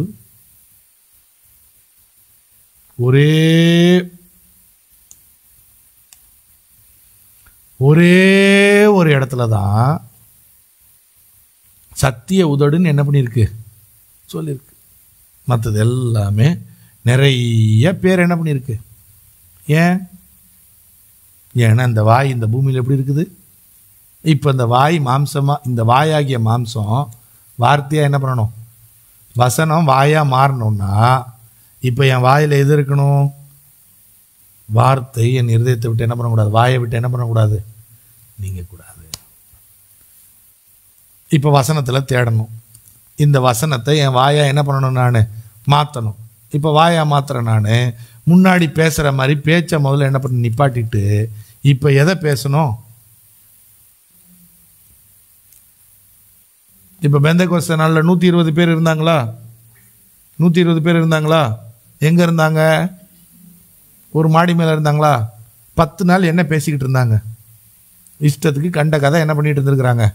அவங்க ஊரில் பண்டிகை எப்படி இருந்தது, எருசலேமில் பண்டிகை எப்படி போச்சு, இயேசு எப்படி உயிர் தெழுந்தார், அதை பற்றி சொன்ன கதை என்ன, ஒவ்வொருத்தரும் சொல்லிக்கிட்டு இருக்கிற பேச்சு என்ன, யார் யார் என்னென்ன காசிப் பண்ணுறாங்க, யூதர்கள் என்ன, இதெல்லாம் பேசிக்கிட்டு இருந்தாங்க. ஆனால் திடீர்னு 10வது நாள் யார் வந்தது பார்த்தாரு, பரிசுத்த ஆவியானவர். இவங்க மேலே என்ன பண்ணியே ஆகணும், எது மேலே இறங்கணும், எது மேலே இறங்கினார், வாய் மேலே தான் இறங்கினார். எப்படி இறங்கினார், அக்கினிமயமான பிரிந்திருக்கிற நாவுகள் போல அவங்க மேலே என்ன பண்ணாராம், பரிசுத்த வேற மாதிரி புறா மாதிரி இயேசு கிறிஸ்து மேலே புறா மாதிரி வந்தார். ஏன்னா அவருக்கு வாயில் பிரச்சனை கிடையாது. ஏன் இயேசு கிறிஸ்து மேலே புறா மாதிரி வந்துட்டு பெந்தெக்கோஸ்து நாளில் நாவு மாதிரி வந்தார்? அவருக்கு வாயில் ஒரு பிரச்சனையும் கிடையாது. அவர் அம்மா அப்பா கூட இருந்து போய் ஒழுங்காக தான் பேசிக்கிட்டு என்ன பண்ணார் இருந்தார். அதனால் அவருக்கு வாயை மாற்ற வேண்டிய அவசியம். ஆனால் இந்த பெந்தெக்கோஸ்தில் இருந்த 120 பேருக்கும் முதல்ல மாற்ற வேண்டியது எது தான், வாய் தான். அதனால தான் அவர் வந்து அவங்க மேலே எப்படி இறங்கினார், நெருப்பு மாறி நாவு மாறி வந்து வாயில் என்ன பண்ணார், இறங்கினார். எதை மாற்றினார், பாஷையை மாற்றினார். எதை மாற்றினார், பாஷையை மாற்றினார். ஏன்னா உனக்கு தெரிஞ்சா நீ தெரிஞ்சதில் என்ன பேசிக்கிட்டே இருப்ப, தீமையை என்ன பண்ணுவ, தெரிஞ்ச பாஷையில் பேச சொன்னால் இது வரைக்கும் என்னத்தான் பேசியிருக்கிற, புறம் கூறுறது, பொய் பேசுறது, கபடமாக பேசுறது, இப்படி எல்லாத்தையும் தான் என்ன பண்ணுறது, அப்படி தானே பேசிகிட்டு இருக்கிறோம். எந்த பாஷை, இங்கிலீஷ் கற்றுக்கிட்டு இப்போ என்ன பேசுகிறோம், இங்கிலீஷில் கெட்ட வார்த்தை பேசுவோம். இங்கிலீஷில் இருக்கிற எல்லா கெட்ட வார்த்தையும் கற்றுக்கிட்டு பேசுவோம். எல்லா கெட்ட பேச்சையும் எதுலேயே பேசுவோம், இங்கிலீஷில். ஹிந்தி கற்றுக்கிறேன், ஹிந்தி கற்று என்ன பண்ண போகிற, ஹிந்தி கற்றுட்டு ஹிந்தியில் இருக்கிற தீமையெல்லாம் எதில் பேசுவேன். அதனால தான் ஆண்டவர் பார்த்தாரு, உனக்கு பாஷையே உனக்கு தெரியாத பாஷை என்ன பண்ணணும், உனக்கு தெரியாத பாஷையை நான் கொடுக்கணும். ஒரே மொமெண்ட்டு திடீர்னு சைனீஸ் பேசுகிறாங்க, புரியாது. இப்போ நான் உன்னைய கண்ட்ரோல் பண்ணலாம். இப்போ நான் சொல்கிறத நீ என்ன பண்ணுவ, இப்போ நான் கண்ட்ரோல் பண்ண முடியும். உன் பேச்சை யார் கண்ட்ரோல் பண்ண முடியும், ஏன்னா அந்த பாஷை உனக்கு என்ன பண்ணாது, தெரியாது. இப்போ நான் என்ன பேச வைக்கிறேனோ அதை மட்டும் நீ என்ன பண்ணுவ. ஒருவேளை அவங்கக்கிட்ட கிரீக்லேயே பேச சொல்லியிருந்தாருன்னு வைங்களேன், என்ன பேசியிருப்பாங்க, ஆண்டவர் சொல்கிறத இவங்க மாடிஃபை பண்ணி இவங்க இஷ்டத்துக்கு எதையாவது அதில் சேர்த்து கூட்டி குறைச்சி என்ன பண்ணியிருப்பாங்க. அதனால தான் இவங்களுக்கே தெரியாத வேற ஒரு பாஷையை பேச வச்சு என்னத்தை பேசினார். 11வது வசனத்தில் வாசிக்கிறோம், தேவனுடைய மகத்துவங்களை பேச வச்சார். எதை பேச வச்சார், வேற பாஷையில் என்ன பேசினாங்க, தேவனுடைய மகத்துவங்களை பேசினாங்க. இன்னைக்கு இருக்கிற ஆள்லாம் அதை காப்பி பண்ணிக்கிட்டு வெறும் 2 வார்த்தையை 3 வார்த்தையை மட்டும் மனப்பாடம் பண்ணிக்கிட்டு திருப்பி திருப்பி அதையே சொல்கிறது தான் அந்நிய பாஷைன்னு வேற என்ன பண்ணிக்கிட்டு இருக்கிறாங்க. அந்நிய பாஷையில் நிறைஞ்சு எதை பேசணும், தேவனுடைய மகத்துவத்தை பேசணும். அது ஒரு பாஷை. தேவனுடைய மகத்துவங்களை என்ன பண்ணணும், நம்ம பேசணும். அதனால தான் பெந்தெக்கோஸ்து நாளில் இப்போ வார்த்தை எப்படி மாம்சமாக மாறிச்சு, நாக்கை மாற்றினதுனால என்னவா மாறிச்சு, எனக்கு தெரியாத மொழியை பேசுகிற கிஃப்ட் அல்லது அந்நிய பாஷையை பேசுகிற வரத்தை கர்த்தர் நமக்கு என்ன பண்ணுறாரு, தர்றாரு. எதுக்கு தர்றாரு தெரியுமா, அவருடைய மகத்துவத்தை குறித்து நாம் பேசணும். இந்த ஜனத்தை எனக்கென்று ஏற்படுத்தினேன், இவர்கள் என் துதி என்ன பண்ணுவாங்க, சொல்லி வருவாங்க. அவங்க லாங்குவேஜில் சொல்லுவாங்கன்னு நினச்சா சொல்ல மாட்டாங்க. அதனால் நானே வல்லமையை தந்து அவங்க பாஷையை மாற்றி என் மகத்துவத்தை என்ன பண்ண போகிறேன், நான் இவங்க மூலமாக பேச வைக்க போகிறேன்னு சொல்லி பெந்தெக்கோஸ்து நாளில் முதல் முறையாக இவர்கள் வேறு பாஷைகளில் தேவனுடைய மகத்துவத்தை பேசினார்கள். 3000 பேர் அந்த இடத்துல கேட்டவர்கள் என்ன பண்ணப்பட்டாங்க, ரட்சிக்கப்பட்டார்கள். 3000 பேர் ரட்சிக்கப்பட்டாங்க. இதுக்கு எப்படிப்பட்ட ஒரு வாழ்க்கை நமக்குள்ளே இருக்குது. இப்போ வார்த்தை மாம்சமாக மாறிடுச்சா, நம்ம வார்த்தையே எது எடுத்தாலும் என்ன பண்ணுறது, சிலர் விதண்டாவாதமே என்ன பண்ணுறது. பிரச்சனை இன்னும் வார்த்தை வாய் என்னவா மாறல, வாய் இன்னும் பட்டயத்துக்கு என்ன பண்ணப்படலை.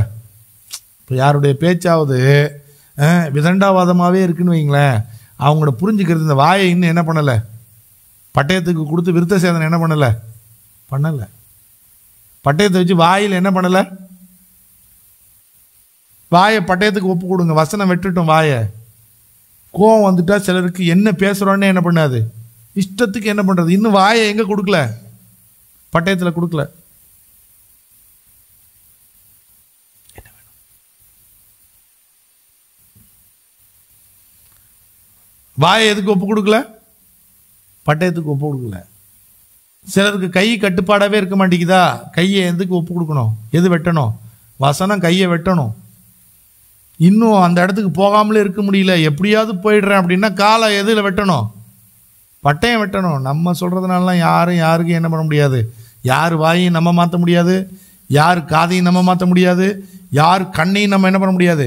மாற்ற முடியாது. யார் கை காலையும் நம்மளால் மாற்ற முடியாது. கர்த்தருடைய வசனம்தான் ஜீவனும் வல்லமை உள்ளது, அதுதான் வெட்டணும். அது வெட்டினா தான் என்ன ஆகும்? அதனால தான் பல இடங்களில் நான் ஊழியத்தில் வளர்கிற அனுபவத்தை சொல்கிறேன். நான் இப்போ வளர்ந்துக்கிட்டே இருக்கிறேன். நான் என்னுடைய ஆலோசனையை ரொம்ப என்ன பண்ணியாச்சு. எனக்கு நிறைய பேருக்கு என்னுடைய ஆலோசனைன்னு சொல்கிறதுக்கு கொஞ்சம் தான் என்ன பண்ணுது இருக்குது. இன்னும் வளர்ந்து அதையும் குறைச்சிட்டு எந்த ஆலோசனை சொன்னால் மட்டும் போதும், வசனத்தை சொன்னால் போதும். ஏன்னா வசனம் வெட்டினா தான் ஒருத்தனை என்ன பண்ண முடியும். நான் சொல்கிற எந்த ஆலோசனையும் யாரையும் திருத்தாது. நான் பார்த்துட்டேன். என்னோட இந்த 13 வருஷத்தில் நான் பலருக்கு ஆலோசனை கொடுத்துருக்குறேன், பலருக்கு நெருக்கமாக பேசியிருக்கிறேன். நம்ம ஆலோசனைலாம் யார் வாழ்க்கையும் மாற்றாது.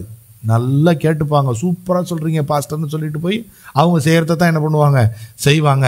யாருக்கிட்டையாவது ஏதாவது மாற்றம் வந்திருக்குன்னா நம்ம பேசுகிறதுக்கு இடையில் எங்கேயாவது வசனம் பேசியிருப்போம், அதை அவங்க வாழ்க்கையை என்ன பண்ணியிருக்கோம், மாற்றிருக்கோம். அதனால் அதிகமாக வசனத்தை பேசுங்க, அதிகமாக வசனத்தை பேசுங்க. வசனத்தை பேசுகிறத விட்டுட்டு உங்கள் வாழ்க்கை நீங்கள் யார், நீங்கள் எங்கேருந்து வந்தீங்க, உங்கள் பெருமை என்ன, நீங்கள் என்னென்னலாம் செஞ்சீங்க, ஒரு பிரயோஜனம் கிடையாது. நீங்கள் யாரையும் ரட்சிக்க முடியாது. உங்களுடைய நற்கிரியைகளை வச்சு ஒருத்தருக்கும் ரட்சிப்பு என்ன பண்ண கொடுக்க முடியாது, நீங்கள் வாங்கி கொடுக்க முடியாது. அதுக்கு கிறிஸ்து மட்டும்தான் அதுக்காக எல்லாத்தையும் செஞ்சுட்டு போயிருக்கிறார். நம்ம நினைக்கிறோம் நம்மளுடைய பெருமையும் நம்முடைய ஞானத்தையும் குறித்து பேசணுன்னா ஒன்றும் நடக்காது. மனுஷர்கிட்ட பிரியத்தை கூட நம்மளால சம்பாதிக்கவே நம்ம நினச்சிப்போம். நம்ம ஒருத்தர்கிட்ட ரொம்ப உருகி பேசுறதுனால, இல்லை நம்மளை ரொம்ப ஒருத்தர்கிட்ட வெளிப்படுத்தி பேசுறதுனால நம்ம மேலே அன்பாக இருப்பாங்கன்னு ஒன்றும் கிடையாது. பின்னாடி போய் நம்மளுக்கு மார்க் போடுவாங்க. நம்ம சொன்னதில் எவ்வளோ பொய் உண்மைன்னு என்ன பண்ண ஆரம்பிச்சிருவாங்க, இவாலுவேட் பண்ணிட்டு விசாரிக்க ஆரம்பிச்சுட்டு அப்புறம் என்ன பண்ணுவாங்க,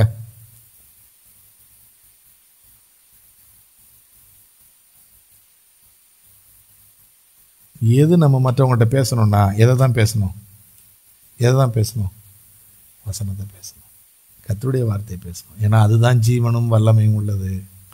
என்னுடைய வார்த்தைக்கு எந்த ஜீவனும் கிடையாது. நான் ஒரு ராத்திரி ஃபுல்லாக இங்கே உட்காந்துட்டு இந்த லைட்டு ஆஃப் பண்ண கரண்ட்டு போயிட்டு வெளிச்சமே இல்லை, வெளிச்சம் வான்னு சொன்னாலும், ஒரு ராத்திரி ஃபுல்லாக நான் 2000 முறை வெளிச்சம் வான்னு சொன்னாலும் என்ன வராதிங்க, என் வார்த்தையினால் என்னத்தை வர வைக்க முடியாது.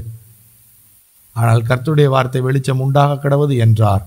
வெளிச்சம், வேதம் சொல்லுது, வெளிச்சம் உண்டாயிற்று. அதான் கர்த்தருடைய வார்த்தைக்கு இருக்கிற மகிமை. அவர் சொல்ல ஆகும், அவர் கட்டளையிட நிற்கும். வேதம் சொல்லுது. நான் சொன்னா ஆகாது, நான் கட்டளையிட்டா நிற்கவும். அப்ப எது நமக்கு தேவை? கர்த்தருடைய வார்த்தை தேவை. கர்த்தருடைய வசனம் ஒருத்தருக்குள்ள கிரியை செய்யணும்.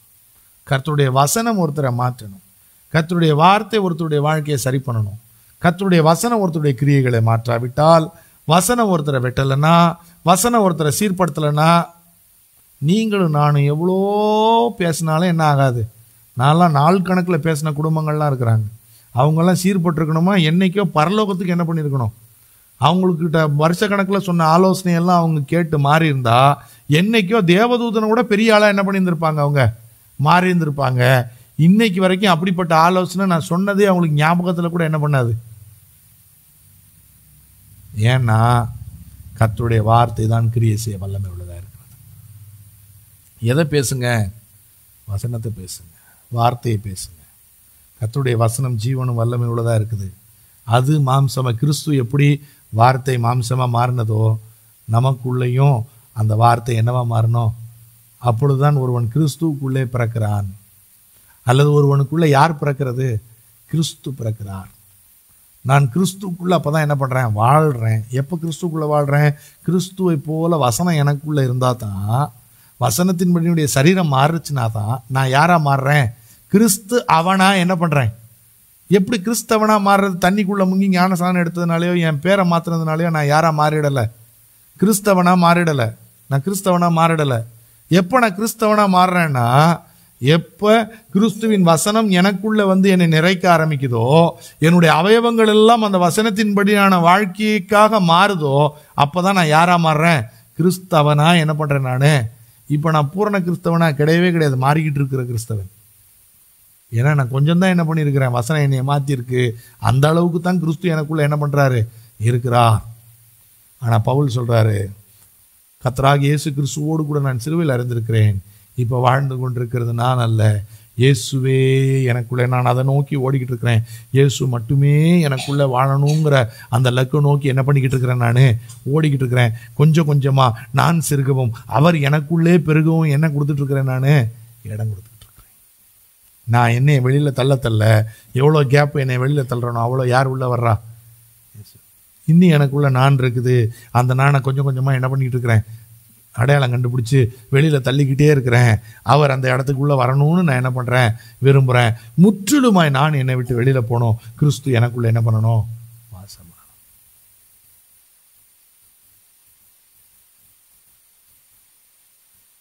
இப்போ எப்படி கிறிஸ்தவனாக இருக்கிறோம் தெரியுதா? எப்படி நம்ம கிறிஸ்தவன்னு தெரியுதா? எப்படி கிறிஸ்தவன் வசனத்துக்கு கீழ்ப்படிஞ்சா தான் யாரு கிறிஸ்தவன். இல்லாட்டி என்ன கிடையாது. சர்டிஃபிகேட்ல கிறிஸ்தவங்களா இருக்கிறது இல்லை. எதுல கிறிஸ்தவங்களா இருக்கணும், வாழ்க்கையில கிறிஸ்தவங்களா இருக்கணும். வாழ்க்கையில கிறிஸ்தவங்களா இருக்கணும். அப்படி வாழ்க்கையில கிறிஸ்தவங்களா இருக்கணும்னா அந்த வார்த்தை மாம்சமாய் மாறணும். அப்புறம் இப்ப கிருபையும் சத்தியமும் அதை என்ன பண்ணணும், நிறைக்கணும். உங்கள் சரீரம் வார்த்தை மாம்சமாக மாறிட்டுன்னா எது நிறைய ஆரம்பிச்சிடும், நன்மையும் கிருபையும் நிறைக்க ஆரம்பிச்சிடும். கிருபையும் சத்தியமும் உங்கள் வாழ்க்கையில் என்ன பண்ண ஆரம்பிச்சிடும், நிறைய ஆரம்பிச்சிடும். உங்கள் ஜீவிதத்தில் கிருபையும் சத்தியமும் நிறைய ஆரம்பிக்கும். எதனால நீங்கள் நிரம்புவீங்க தெரியுமா? கிருபையினால் சத்தியத்தினால் என்ன பண்ணுவீங்க, நீங்கள் நிரம்புவீங்க. இந்த கிருபையும் சத்தியமும் இந்த உலகத்தில் நம்மை வாழ வைக்கும்.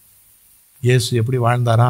கிருபையினாலும் சத்தியத்தினால் நிறைந்தவராய் நமக்குள்ளே என்ன பண்ணினாரு, வாசம் பண்ணினார். எப்படி வாசம் பண்ணினார்? பிதாவுக்கு சாட்சியாக வாசம் பண்ணினார்.